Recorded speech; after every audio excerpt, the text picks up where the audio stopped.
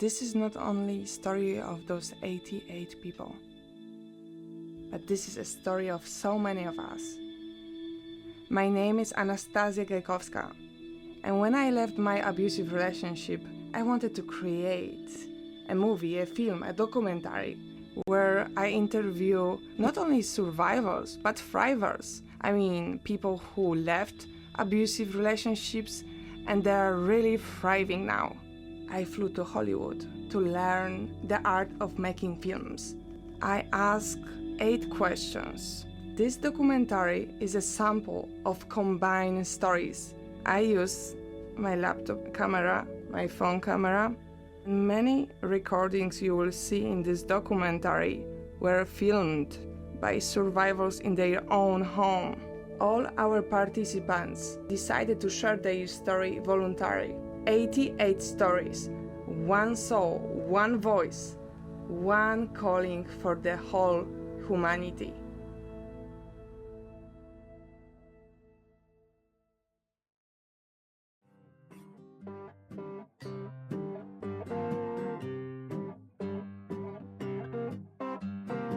Hi, welcome back. In this episode, we're going to hear from the children's perspective how do they see abusive relationships.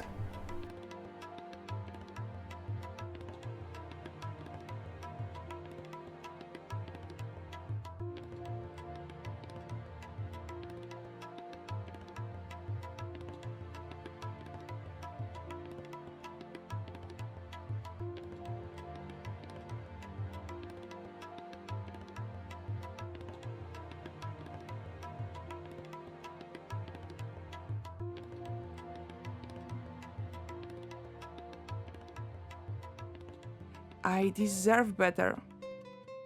My kids deserve better. I have chosen to never speak ill of my ex-husband. I have chosen to try to be strong for my kids. I want them to draw their own conclusions on what they know about their father. I don't want to be the reason that they hate someone or the reason that they love someone. And there's moments that I wish I hadn't been a part of. And there's moments where I look down at my little girl and I just smile from ear to ear because I know that these moments would not have happened had we stayed. And for me, that is worth everything. Every moment of heartache and trial and terror that happened from that breaking of relationship, escaping from that situation, was knowing that I could keep her safe and she would be loved and she'd be in a healthy relationship with me, with herself. My dad used the children, us, as a reason to stay and convinced her that he needed to be there for the children. So she was convinced that he needed to be there for the children, but it was the worst possible thing. It would have been so much better if they separated a lot younger, and he would probably have a better relationship with me. Seen enough. My father almost killed my mom, in front of us. I mean, it was so traumatic that I actually told my mom, leave him. At such a tender age, I didn't even understand the world, but I said, leave him. I will get a job. I will help you. And in that moment, I vowed to myself that I would never, if I ever had children, would never want them to witness what I witnessed. And in the first relationship that became physical, my son witnessed it. And in the terror in his eyes, I knew in that moment it was over, and I left because it was something so visceral in me that I could not allow my children to suffer the pain that I had.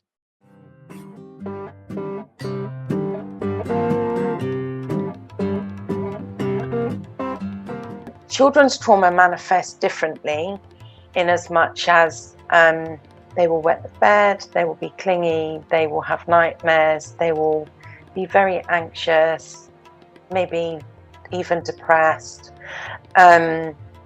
Sometimes even outright defiant. So I know with my daughter, it reached the point that I would ask her to do something and she would just scream no and then run and headbutt me. And I was like, I couldn't understand where this was coming from because she'd always not behaved like that. But, you know, with her having the cancer with children, they do like play therapy. So she did that for 18 months and it's essential. Like she's 10 now and there is no residual anything left on her from having experienced that relationship. I mean, I'm now in a happy, healthy relationship anyway, so she's got a good positive role model to look at.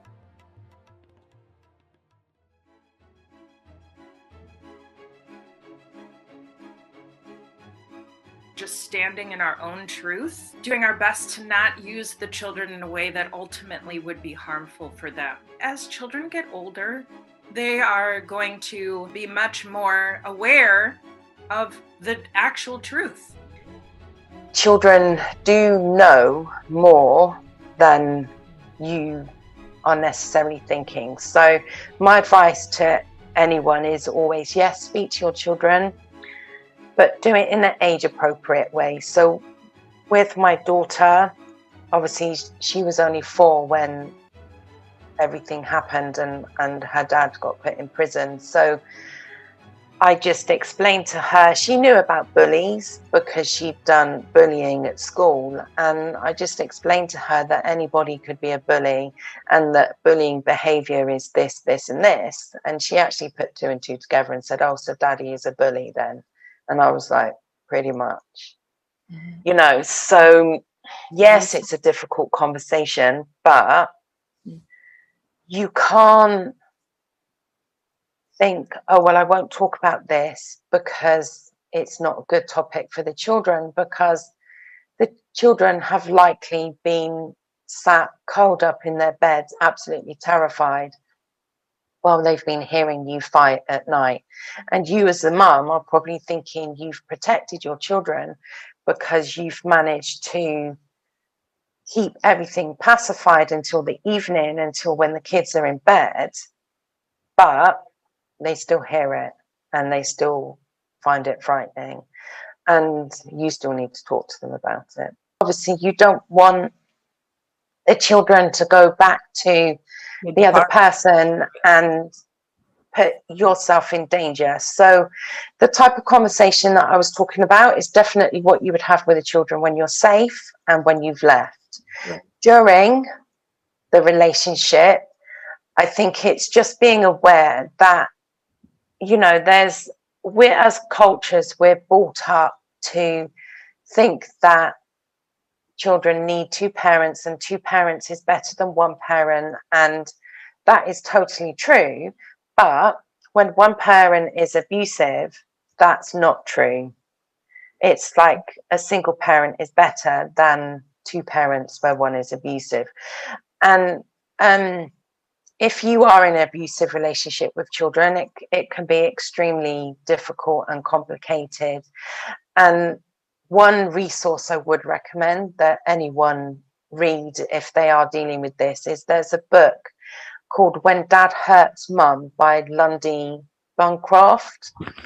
And he talks about the manipulation, the undermining, you know, how a parent will use the children to basically abuse you as well, and how the children feel about it, how you can help stabilize that situation, how you can deal with it emotionally.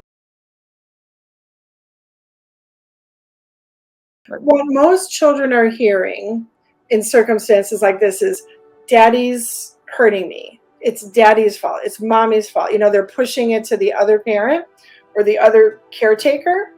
That does not help children. You know, what children then hear is like, they feel this sense of like, I don't have any control here.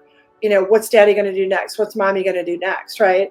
So I think it can be very helpful to pull a child aside alone to have a conversation, but also when something's happening, to the best of their ability, because I know this can be dangerous in some cases, is to say, I am not tolerating this. I do not accept this, at least with words or energy to say, this is not acceptable. To say that in the presence of a child can be very powerful. And you also want to make sure that your child sees things your way. But the narcissist will constantly try to undermine you. So this is a huge question because children come in all ages. And what you might say to a 5-year-old is not what you'd say to an 18-year-old. I think one of the important things you have to do, and I have been through this too, is to keep a vision of your child's wholeness. We tend to catastrophize, oh my God, this will destroy my child, and then you go down this dreadful rabbit hole which does not help at all. And I think you have to hold the belief that your child should not have to go through any of this, and your child can heal and be whole. So that's really important. You cannot afford to badmouth the other parent, but equally you can't gaslight your own child. So if the parent does something appalling, like has an absolute temper tantrum in front of you or something, in front of the child, you can't just say, oh, not important, doesn't matter. But equally, you can't say, oh, I can't stand any more of these temper tantrums, because that's not great. You just have to say, I think Daddy lost his temper, or something. You have to acknowledge what's happened, but you cannot draw all the conclusions that are actually real. Your kid doesn't want to hear, yes, he's just having a temper tantrum to terrify us so he can reassert his power and control because he wants to treat us like puppets. That's not going to work. And the child has enough to deal with in their own right. They don't want to be dragged into your stuff. I was working with a client just yesterday, and she was saying that the kid is working on his own stuff and he's doing pretty well, but he doesn't want to hear about her guilt, because when he hears what she's been through and her guilt, it makes him feel bad and gets in the way of his healing.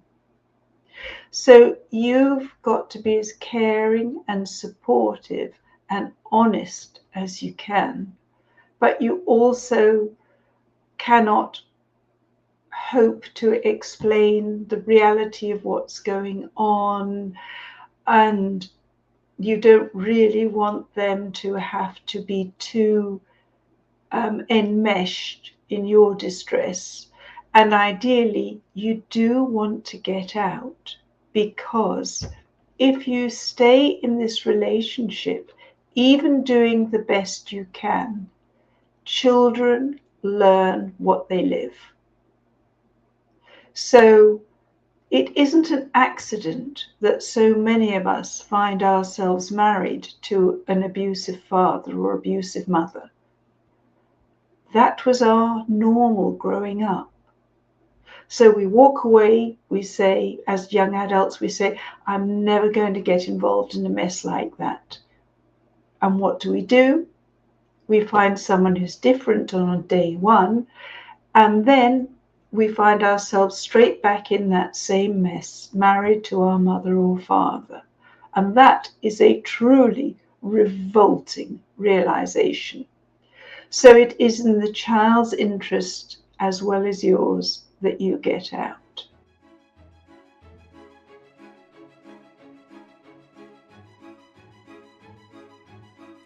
also, as the parent, let's say the non-narcissistic parent, boundaries are incredibly important. We need to teach kids about boundaries. You know, with my daughter, who's 6 now, where we do boundary practices.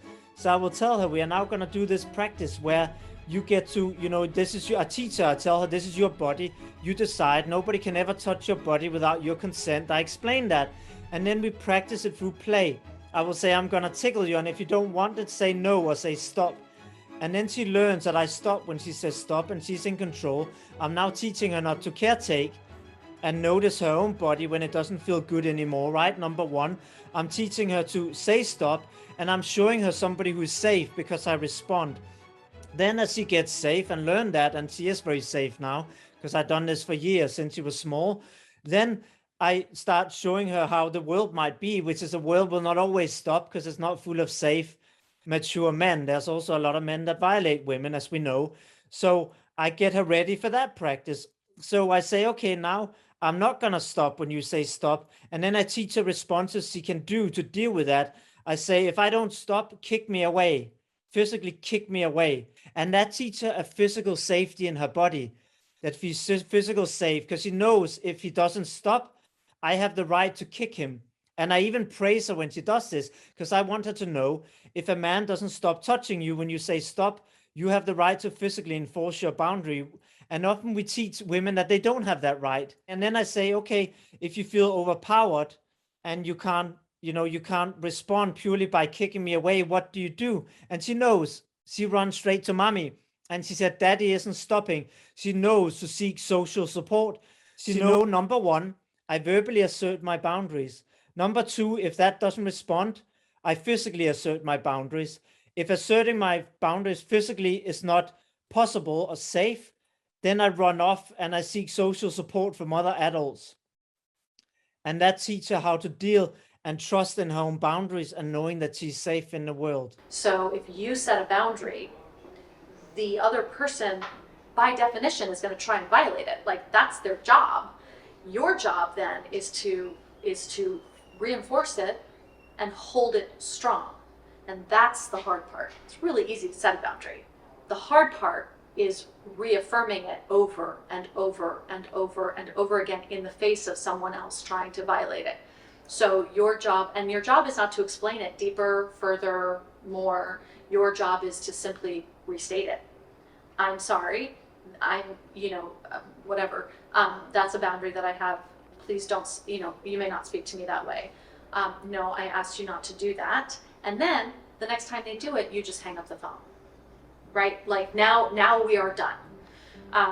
Whatever version of that applies.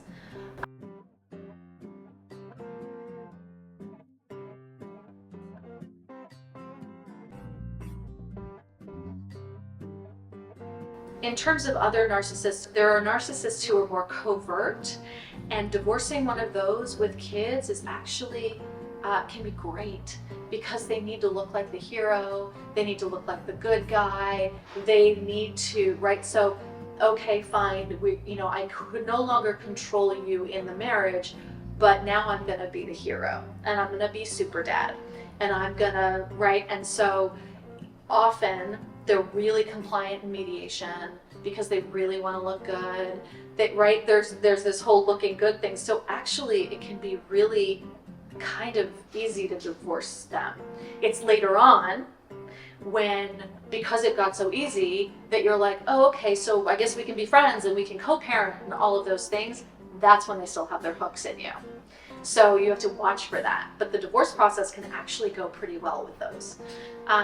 And then anyone else who's abusive at all, it's the exact same thing. Boundaries, parallel parenting.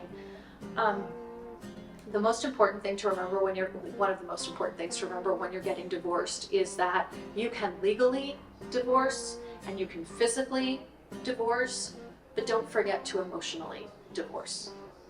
Because so many of us continue these dynamics well into divorce, and then we're like, why is he still doing this? Why does he still have this hold of me? Because you gave it to him. So take it back.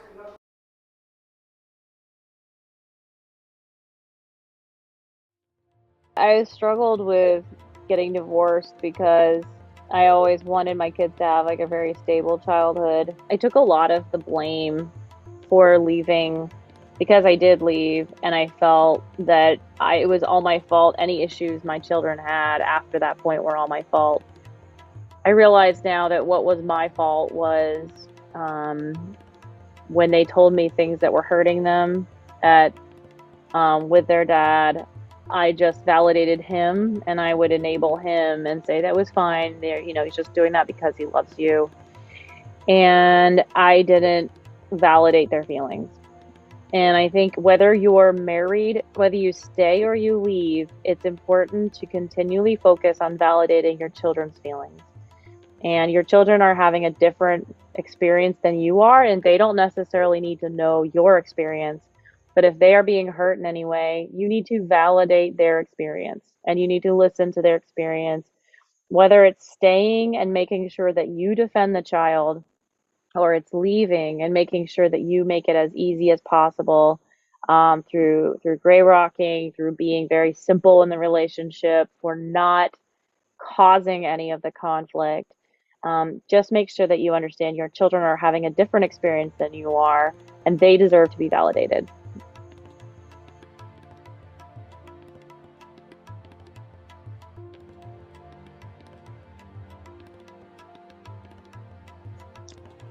I'm thankful that my children never saw that, although they did see bruises and did have to see police coming to our house and things like that, and no child deserves that. That's wrong. I didn't grow up that way, and I didn't want my kids to grow up that way either. So leaving is hard, because you get used to being in that one position, and it's comfortable, and change is hard.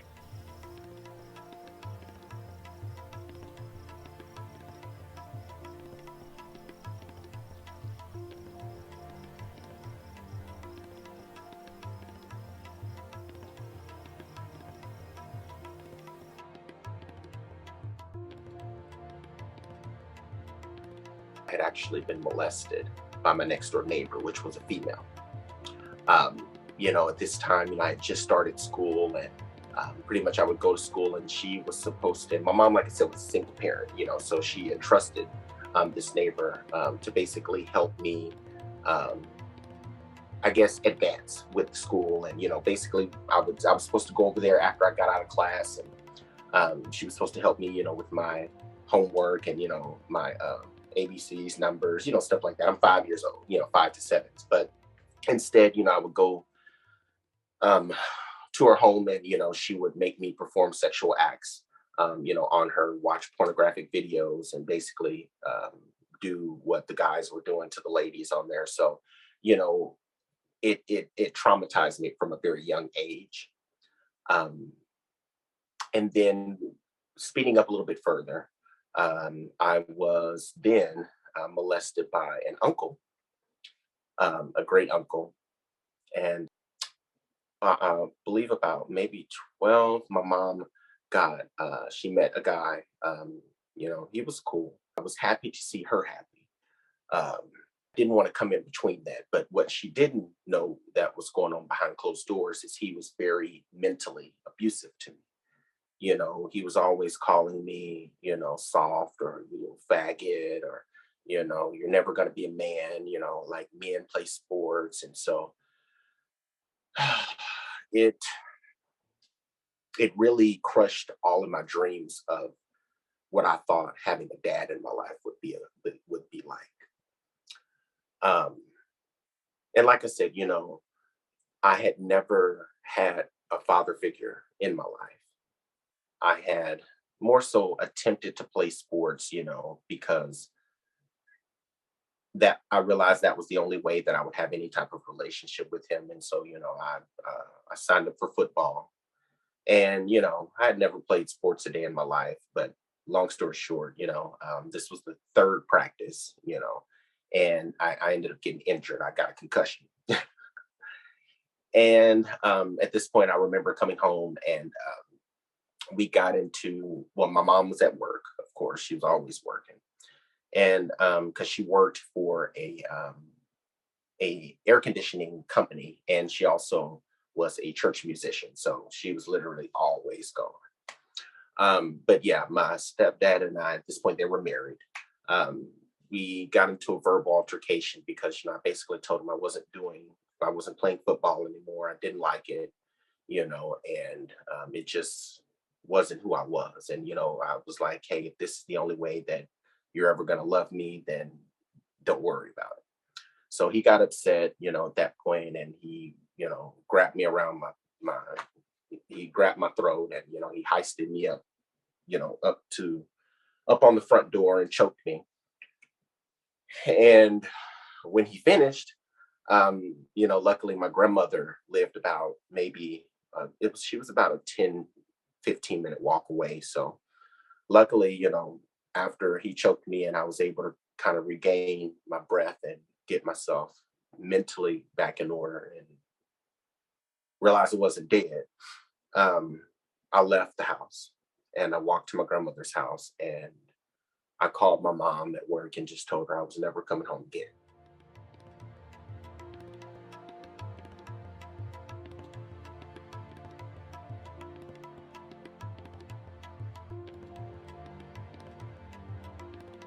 From childhood, I learned that love is finite and that relationships are conditional, like they're contingent on, me performing certain actions. Like, for example, I was always made, responsible for my parents, and especially my mother's emotional stability and well-being. So like if she was ever upset, or, if we got into an argument or something, I would have to go and comfort her and make sure that she was okay, which I know now is, an inappropriate thing to expect of your child, who is supposed to just be learning, emotional regulation on their own, and needs that support. So, like a lot of kids, like I experienced some bullying, right? People just, being dicks. And anytime I would, try to go to like my mom and say like, hey, like I'm having this problem with this person at school, like whatever, she would be like, well, what did you do? She'd be like, well, like, how did you cause that to happen? Like, that you're like, maybe if you acted less, whatever, or like she would always take the other person's side, even if she didn't have a connection to that person. And I always thought this was very weird. I was like, well, that's not, because I would go to her expecting like, oh, like maybe I'll get some support, or like you can like tell me, what I can do about this. But instead it was like, no, you are.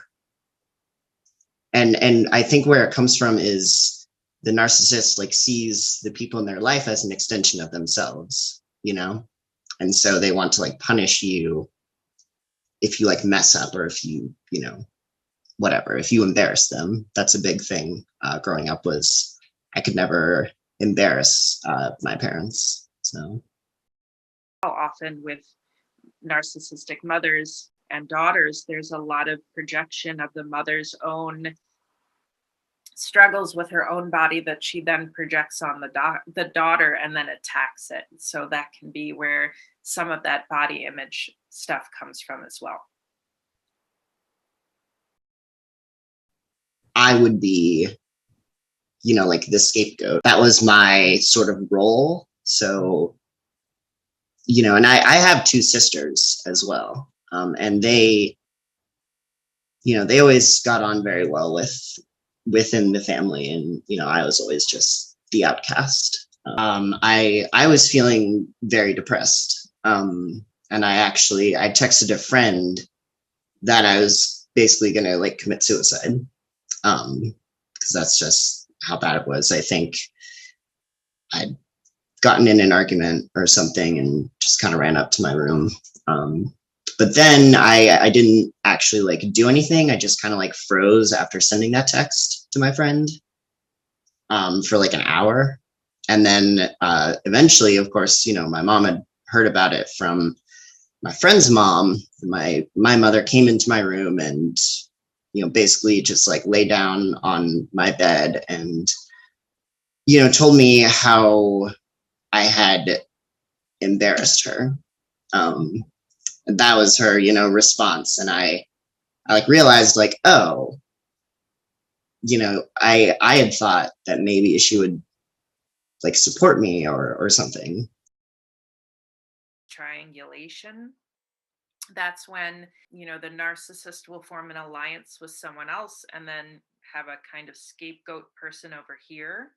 And that those roles can switch, but they, it's a very confusing thing. A lot of times it happens in narcissistic families where the narcissist parent will align with a sibling, and then there's a sibling over here. And so for the siblings, it's quite confusing because, my friend is my enemy is my friend. I'm not really sure what's going on here. So that's another tactic. And the narcissist, every bit of information passes through them. So there's a lot of indirect communication. Nobody in the system is talking to the actual person they should be talking to. And that could be where flying monkeys comes in as well, where the narcissist tries to recruit people for their side of the story. And then you've got that scapegoat left over here. And sometimes those flying monkeys serve as the messenger from the narcissist to the scapegoat. So these are all, really mixed messaging and kind of crazy making tactics that somebody, who identifies as a narcissist. Like I have friends and people that I consider like my family, like chosen family. So I've been very fortunate to have those people in my life. And in my like romantic relationships, I will say that I still struggle to, I guess, like, because my first instinct in a romantic relationship is to like go for someone who is emotionally withholding and isn't like affectionate, like does not like meet my needs, because that's what I'm so used to. But I think at 26 I'm getting better at finding people who actually can like love me and give me the love and support that I need. So.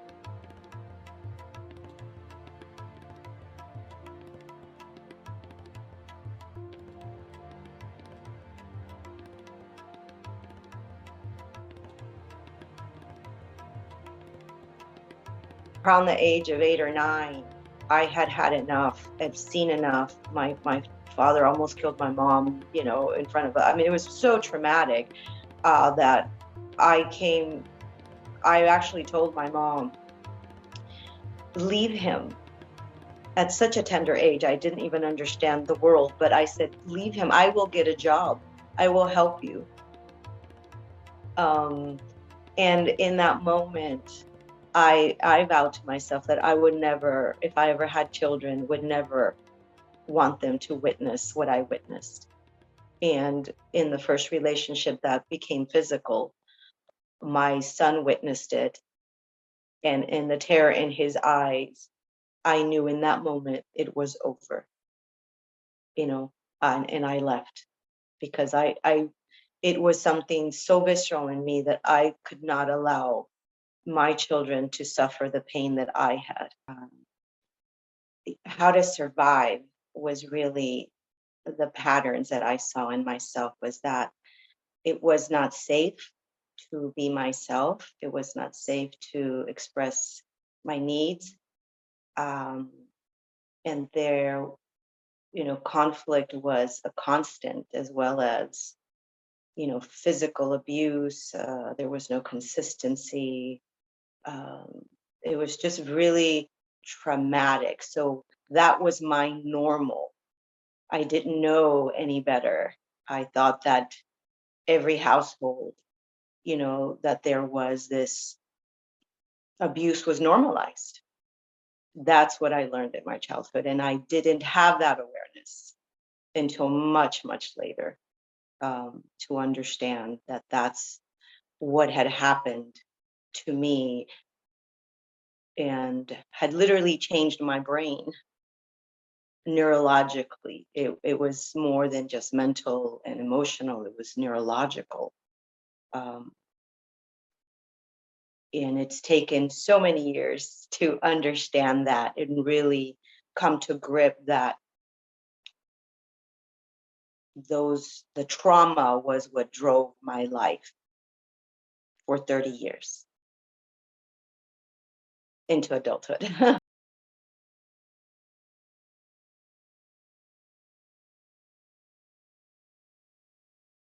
Understanding that, both my father and the partners that I've had were my biggest teachers, and that they were really showing me to look inside, that was really where I had the answers, that it wasn't looking out, because I kept unconsciously looking out to men because of the way my father was.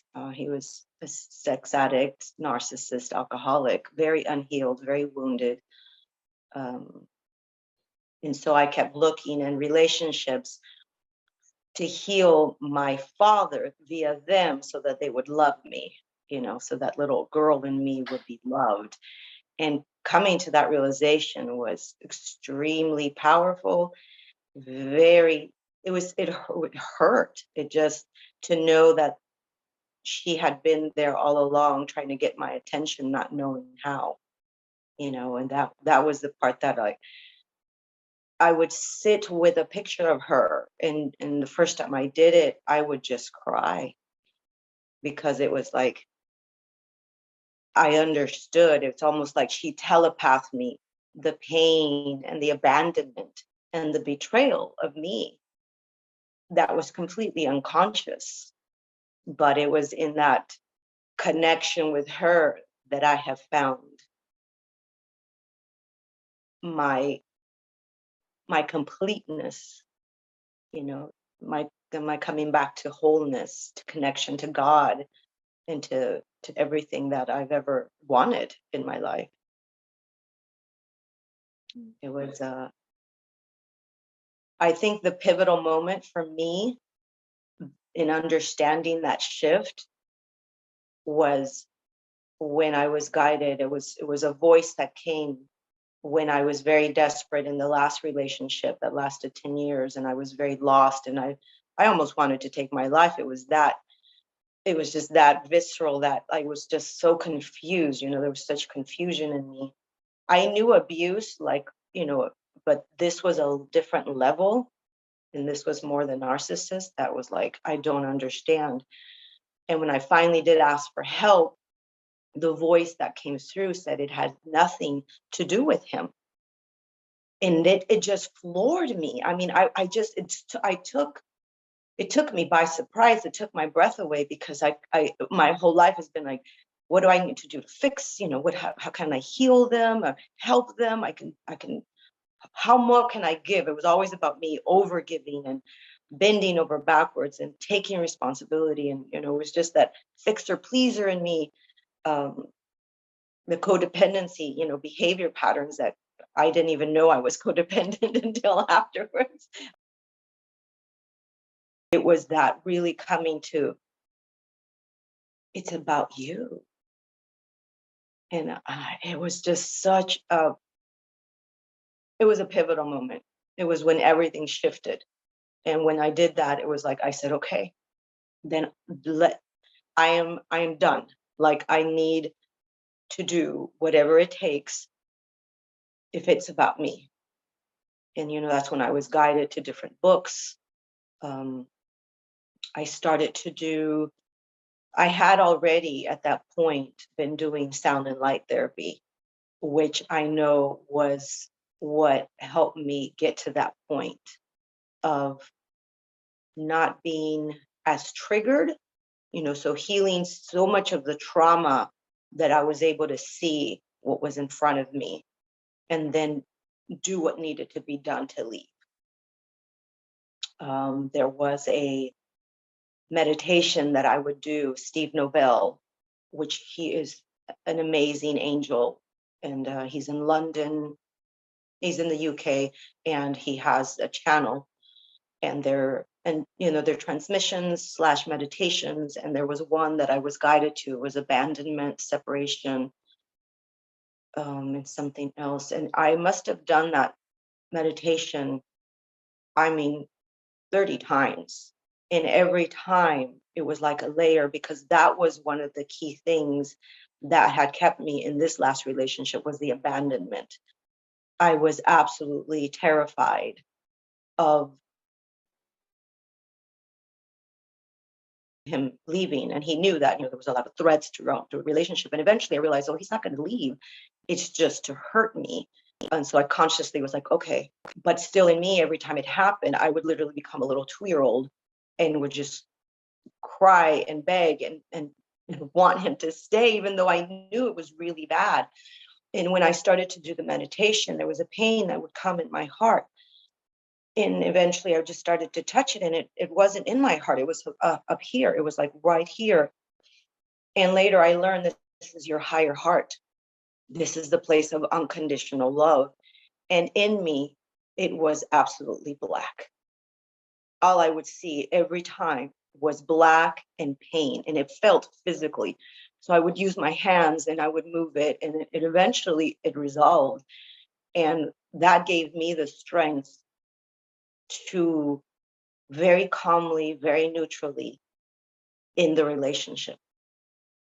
And it was face to face. Obviously, we lived together for 9.5 years. It was, I know I was literally held by my angels and God during that conversation, because it really came from a place of like empowerment, like, we're done. I care for you. I love you. And I didn't understand at the time, the narcissistic behavior, but I just knew that I'd come home to me and that I needed to walk away. And he cried. I didn't cry at that moment because I felt I've cried so much already. And I just felt so at peace, and a knowing that I was absolutely on the right path now for the first time in so many decades.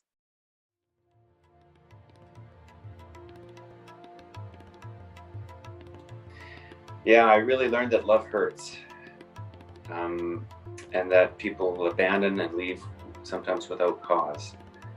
I couldn't really depend on the people around me, especially my mom or my dad. Actually, to be honest, it was both of them.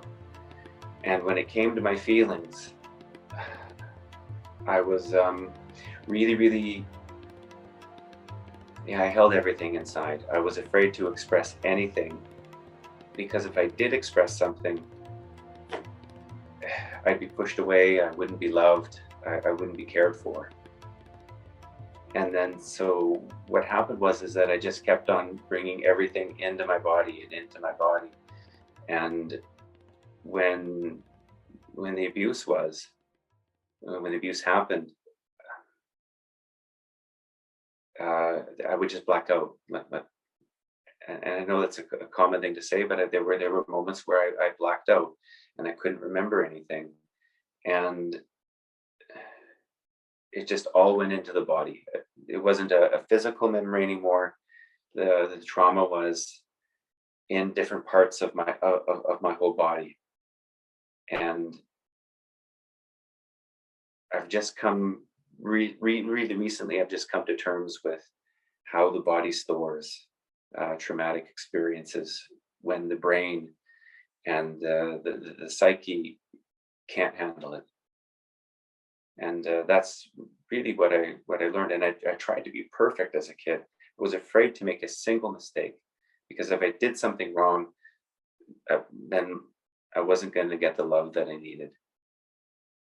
And I just remember being so scared and so afraid of if I did something wrong. I remember there were times when, you know, my mom gave me an area that I had to stay in as a kid. So within a couple of 100 meters of the house or half a kilometer of the house.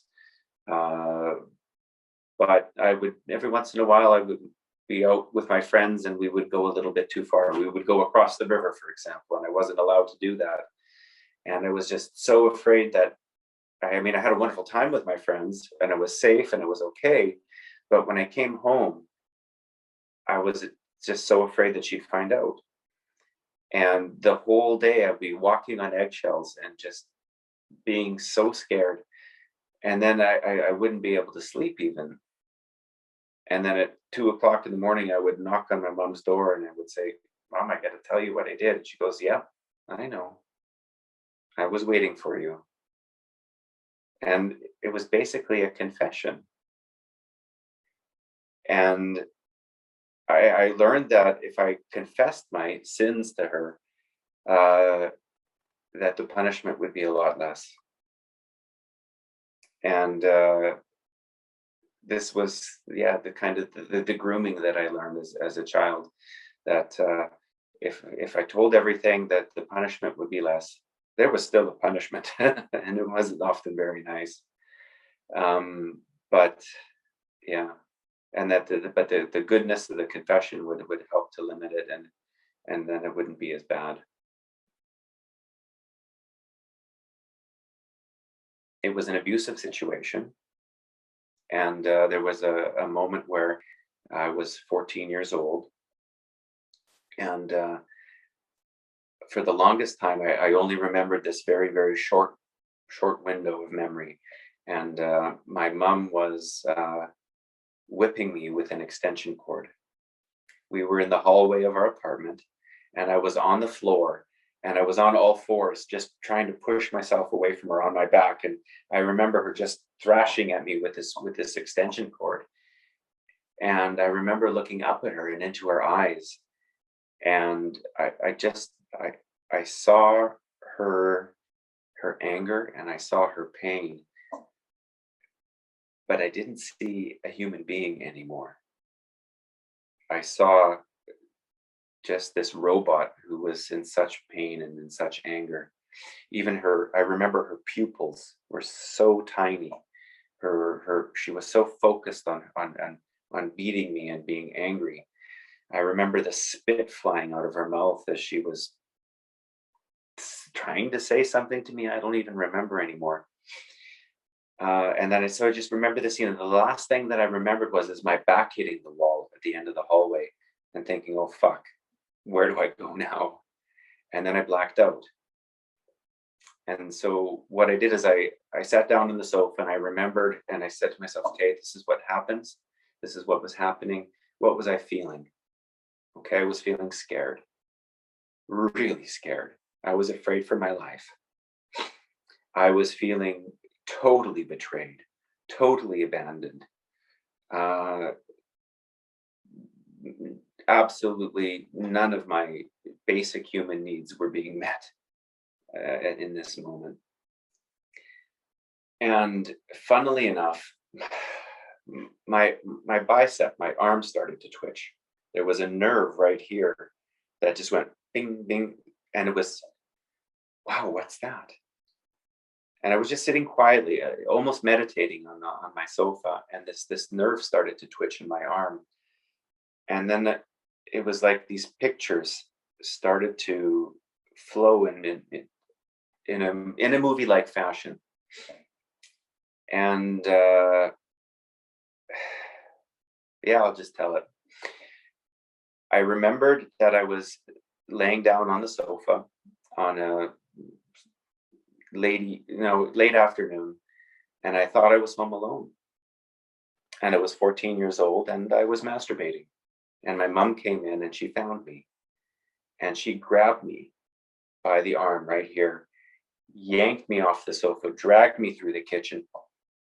Then she found the extension cord and just started whipping me with it. And it was this twitching of the arm and remember the pressure of her thumb. And even sometimes when I touch myself there, my finger, my pinky finger and my thumb start to go numb. And when I'm angry, my hand starts to go numb and my whole forearm goes numb, and they sometimes they twitch a little bit. And yeah, and I remember this happening. And since then, the symptoms of in my arm and in my chest, they've gone away. And that wasn't the end of the circle. That's only how this one situation began. And in the second part of the situation is what happened afterwards. What happened after my back hit the wall? And so I had to wait a couple of weeks. Talked with my therapist about it a few times, and yeah, she said to me, you know, most kids who have that type of situation like that, they probably try to say no, they try to say stop, they try to do whatever they could possibly do, but there's no one listening.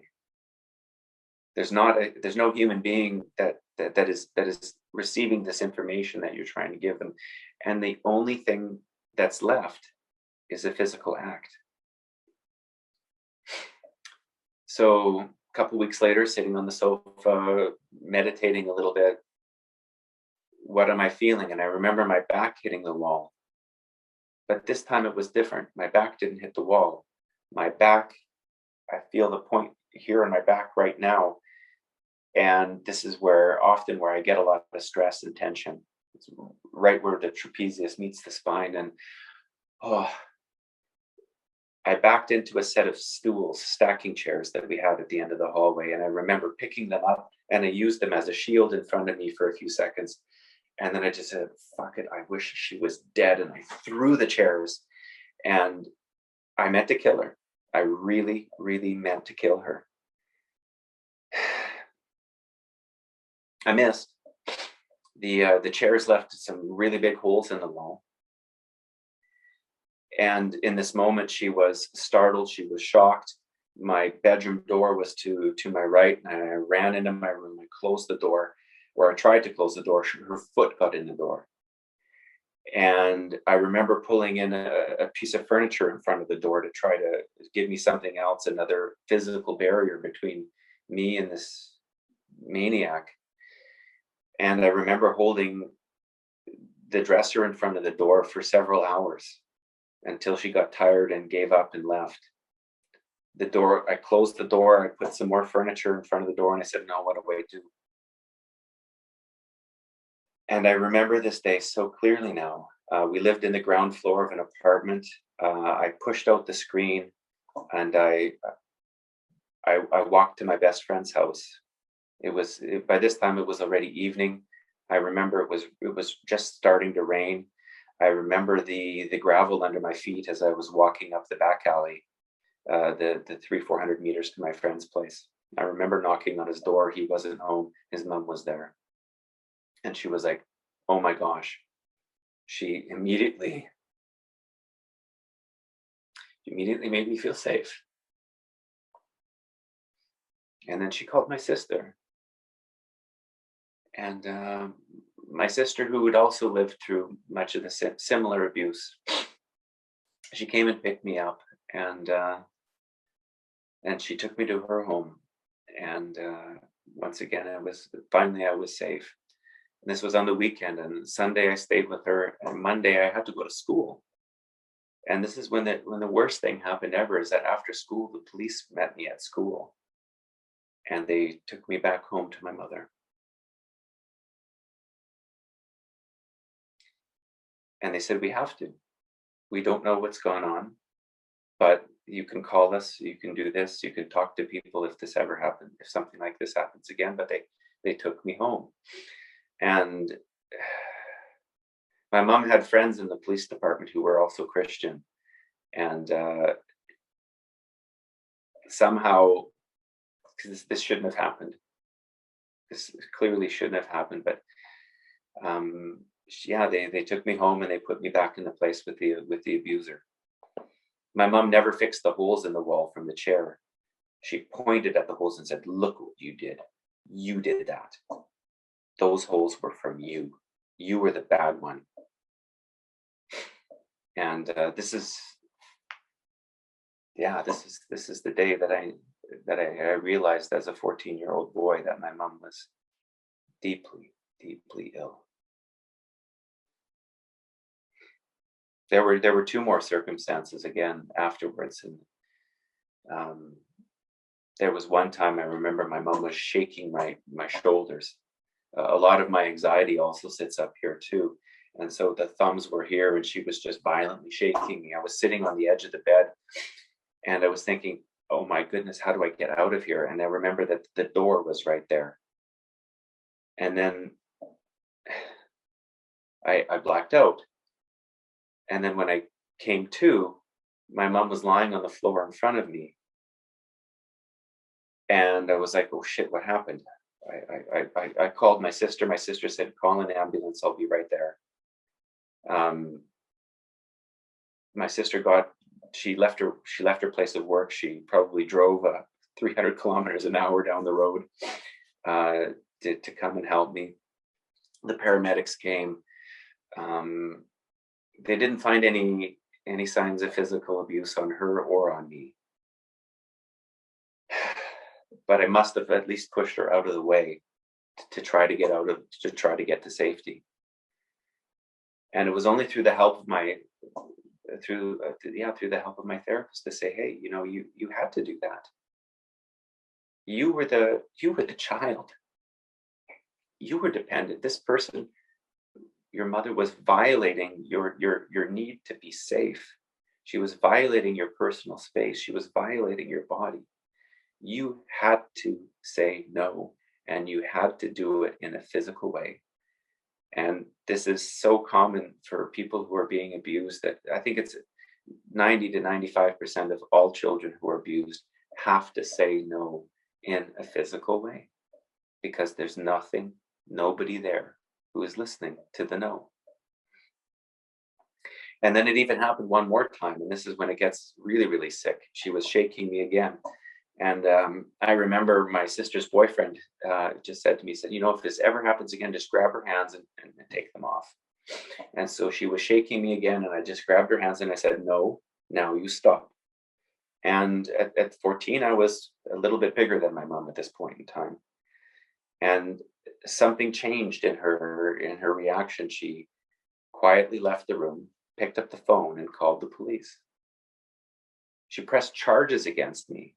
I had to go to court and explain to the judge that I didn't leave bruises on her hand. I just protected myself and said, "No, you stop now."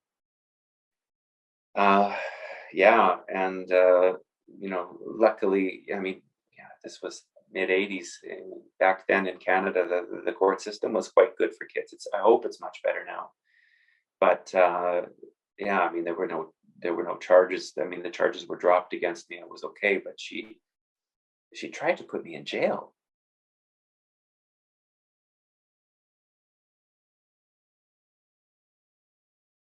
And how it's affecting her.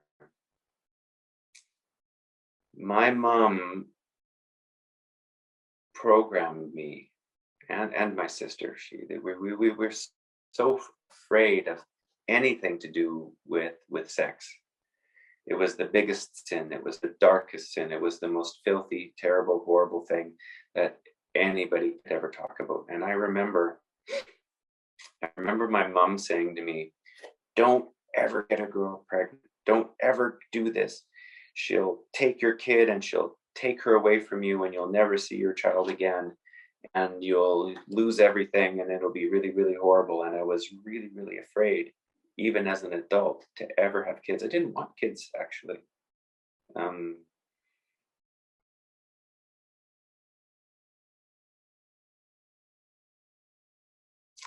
There's certain things that I hear my partner telling my little girl, or my little girl tells me. She said to me the other day, "Papa, is it true that when a mummy has a baby in her belly that she needs to find a man to be the papa?" And I said, well, not exactly, but close enough. I didn't want to go down that big conversation, but that was okay. That was a good enough answer for the 5-year-old mind. And then she said to me, because mommy said that you were a bad choice, and that her new partner is a better papa. And it was just like, oh, what? Who tells the 5-year-old this? What kind of sick person tells a 5-year-old person this? And she said, but then she said to me, she said, but Papa, I love you and I know you're a good Papa and I'm really happy that you're my Papa. Whew.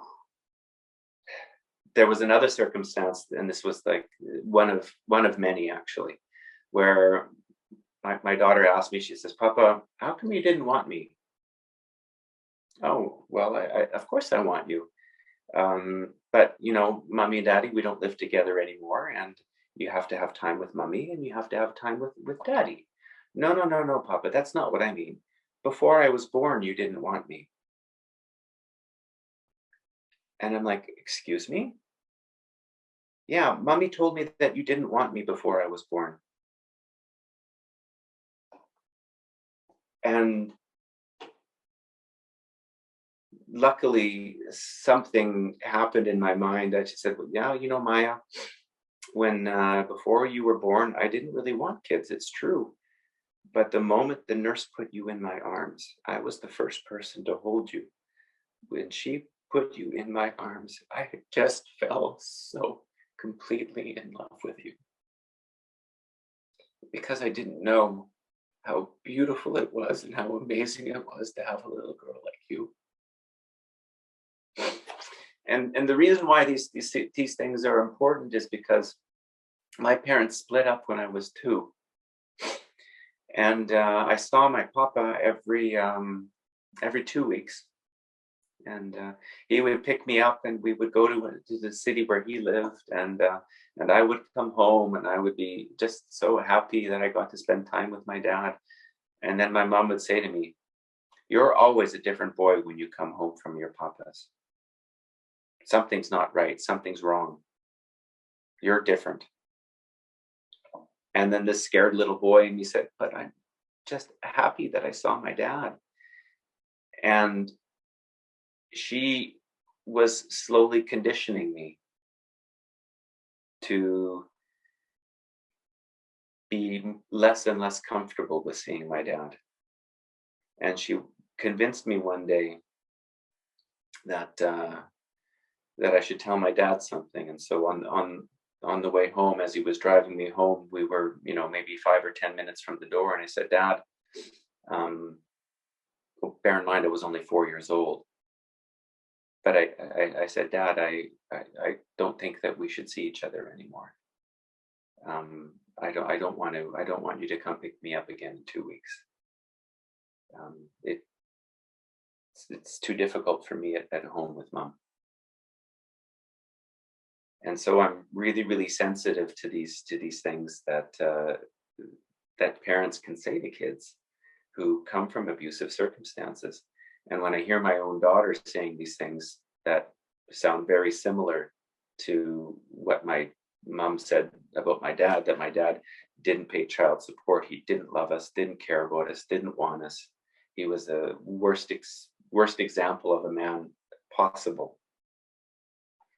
And then I hear my own daughter saying these same things to me. It's just one more circumstance and situation where I see these really, really strong parallels between my mom and my ex-partner.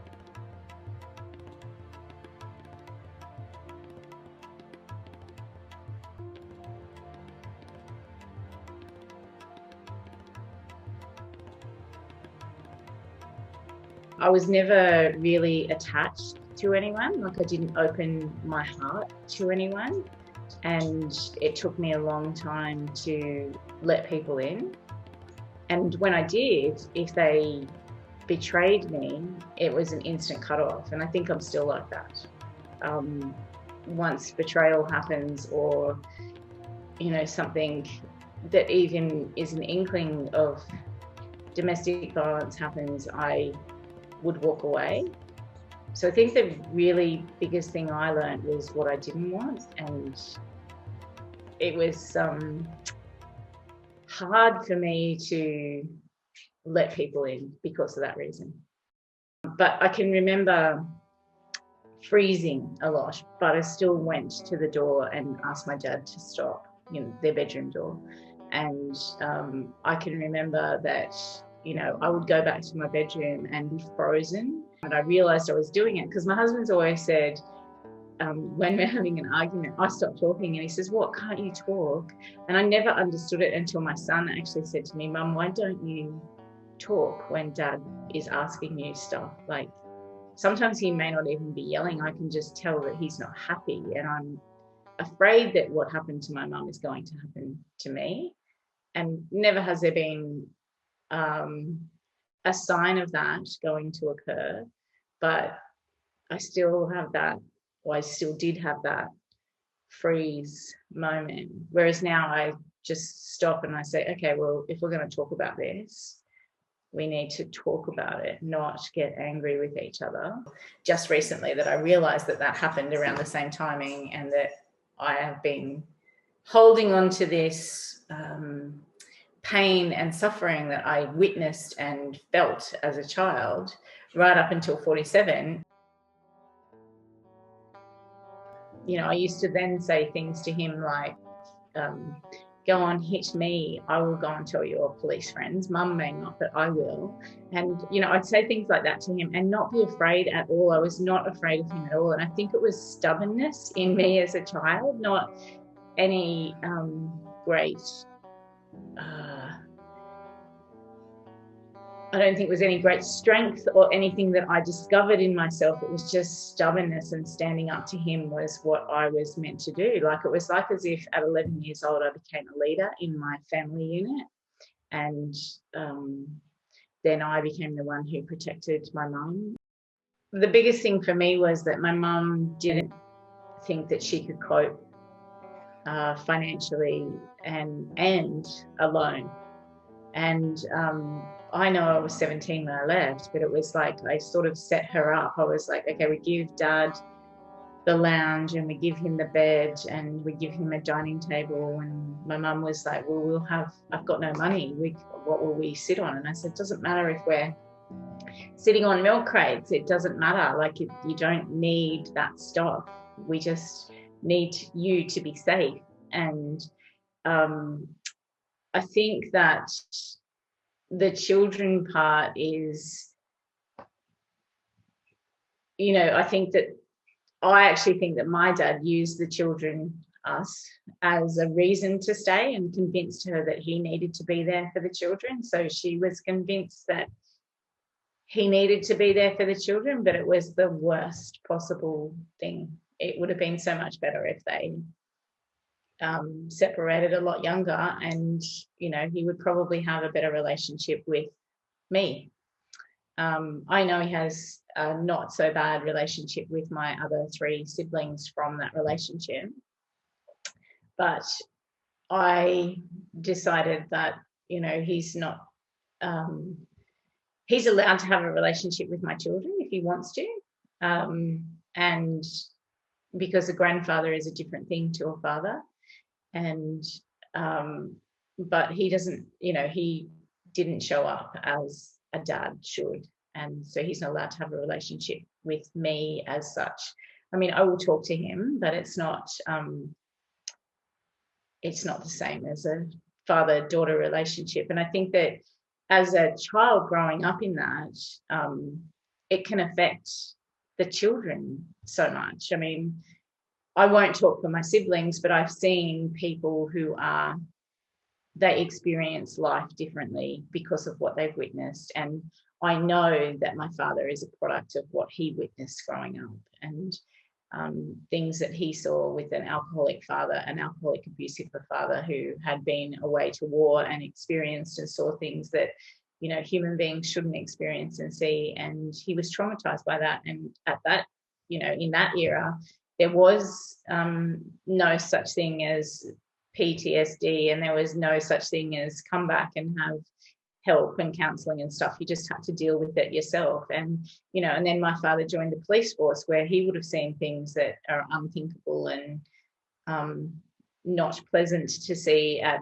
accidents and domestic violence situations and, you know, deaths and things like that in the police force. And in his era, it was the same thing. You just deal with it. There was no support network around it like there is today.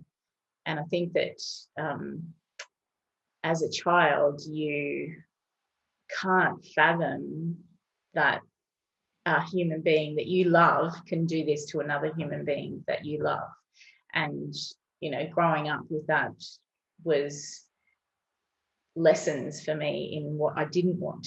And I wish that, you know, if my mum had left earlier, perhaps I wouldn't be the person I am today, but nor would my siblings, and nor would they suffer or have their, you know, issues in life to deal with, because if she had left earlier or, you know, sooner rather than later, that she wouldn't have suffered as much as well.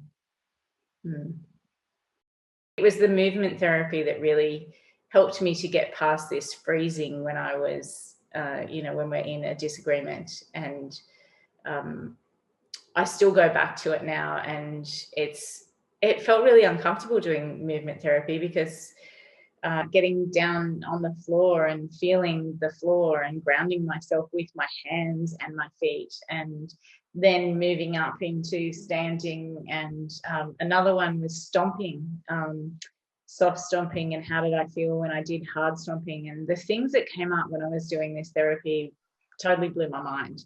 You know, situations that I had obviously blocked out that I witnessed as a child. And yeah, the movement therapy and dance therapy was just, it was so different to anything I've ever experienced. And it certainly shifted things through my nervous system, which is what it is to do, is to get back to your nervous system, to change your reaction to situations so that you don't. So I didn't go into that freeze mode when, you know, my husband wanted to talk about something I didn't want to talk about, really. When we were doing it, it reminded me of being in bed with my mum, because I would sleep with her to protect her. And one night my dad was sneaking. He snuck into his own house to try and frighten my mum. And, you know, that's the stomping reminded me of him doing that. And, you know, it was something that I had blocked out. And it was really bizarre, because she said, first of all, walk really lightly, and do you feel anything? And then, you know, stomp really hard, and now do you feel anything? And you know, and these memories came up that I didn't even think I had, you know, like it was amazing to me. And to be able to move through that and release those things and release that fear that I felt in those situations, that I'd held on to in my nervous system for so many years. It was, yeah, it was really surprised me that it really helped, you know, move me through into a new level, like you said before, where I was able to connect with my passion. And, you know, now I publish books for a living, and it's a beautiful thing to be able to do. That's what I was tried to made feel guilty about from my family and others, is, well, how is this going to affect the kids? You know, it's going to be so hard on them. And but you know what? The hard part would be staying in that relationship where I was unhappy, and my kids see that I was unhappy, and then they think that's normal. And that's not okay. If I'm not happy, then I can't be the best that I could be for them. And I can't continue to grow to who I was created to be in that space. And for me to stay in that space was basically going to tell them that that's okay, and it's not. But for me to leave and be happy and to show them that a woman, or it doesn't even have to be a woman, a man can be strong enough to walk away from something that's toxic is okay, and that you can find your strength in that, and you can make it through those hard things.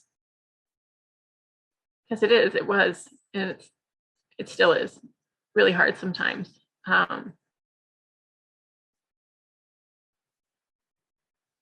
But you can do it, and you can be happy. And for me to show them that I'm happy and I'm successful, and that, wow, that you can be strong as who you are. And staying in that relationship would not have been good. I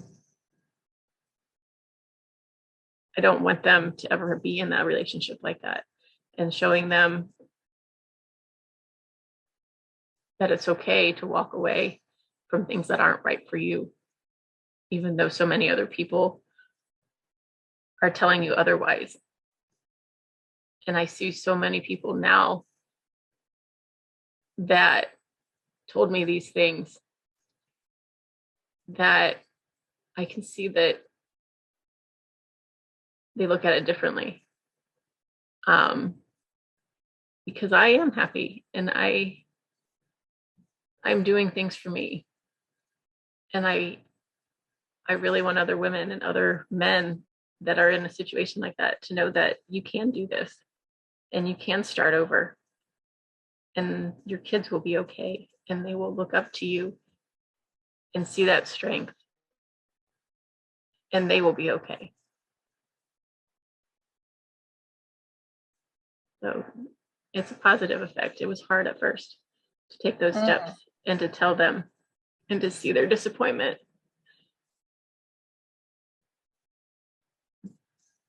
But they see how happy I am now.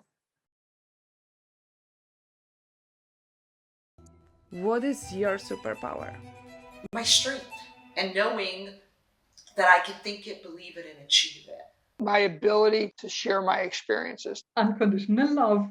Vulnerability, honesty, love. I'm always willing to help people. My heart. I can love the people who have hurt me. I can sense people.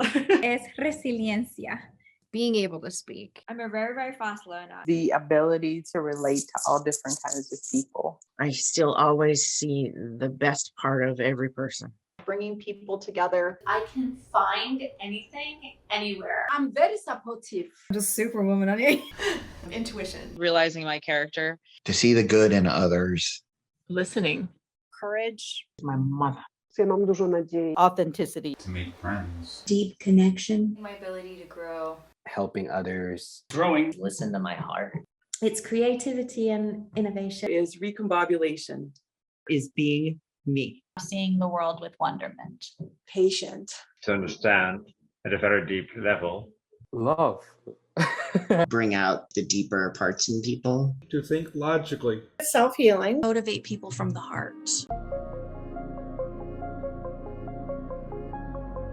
A wszystkie kobiety, które dzisiaj słyszeliście, są dowodem na to, że ta zmiana jest warta tego, żeby ją podjąć i warta jest tego, żeby o siebie zawalczyć. This was an experience that actually helped us learn how to love ourselves better. Everything isn't happening to you. Everything's happening for you. We don't have to get trapped in the past story. Instead of believing that we're broken and wounded and nobody will ever love me, we need to shift that perspective and say, no, I'm a warrior. I survived the unthinkable. And now I am stronger and better. I have gone through it and I've come out even better than before. Someone else out there is living our life. Someone else out there is living the life that all of these survivors and thrivers have escaped right here, right now. You can pick up any newspaper. You can go online to any news outlet and you'll hear about mostly women, some men, but mostly women who are killed by their boyfriends, who are killed by the children of their father. You hear it all the time. And so there's someone out there right now that is living your survivor story. And when you start speaking, you give that person hope. So suddenly, with the hope, they start to have this idea of choice. And that is really possible. That's where you can really help someone create great impact in that person's life, and if they stay on the path, they can then in turn create great impact in their life. They can end generations of trauma.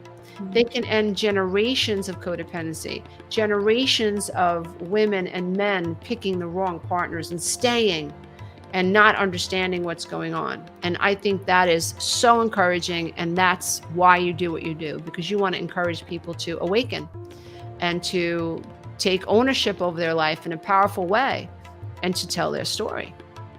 You just don't know what people have gone through in this life to live, to stay alive, to breathe, to not cry, to hide their laughter because someone else doesn't want them to laugh. Someone says, oh, well, blah, blah, blah has happened to me. Immediately take a breath and say, what if that were me? How could I handle that? Your reality can change. Who you are can evolve. You need to focus on love to access the reality of who you are. You need to embrace love in your life. But that's what we're missing in this universe. It's love. And that is the antidote to hate, crime, pain, depression, anxiety, and hurting each other. Thank you so much for watching. I would love to invite you for our next episode, which is all about people who have been diagnosed with narcissistic personality disorder. They are going to talk about their story, their journey of healing and awakening. See you soon.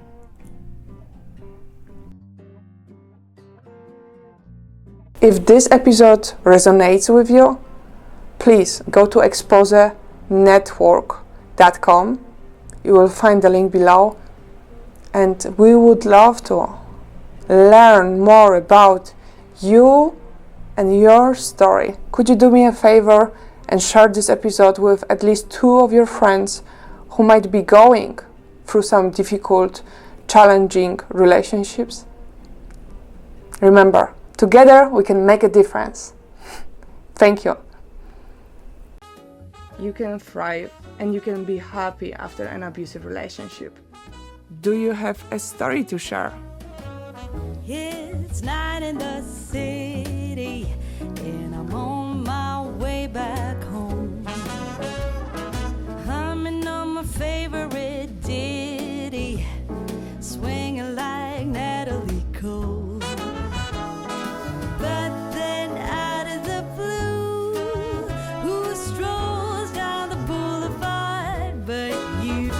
Your place is closer than mine. Why don't we go there and have some more wine? 'Cause life is for living.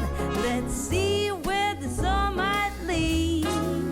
Let's see where this all might lead.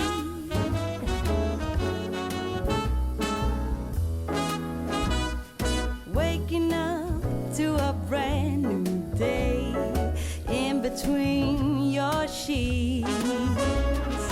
Breaking up in the best of ways, and I'm back again on the street.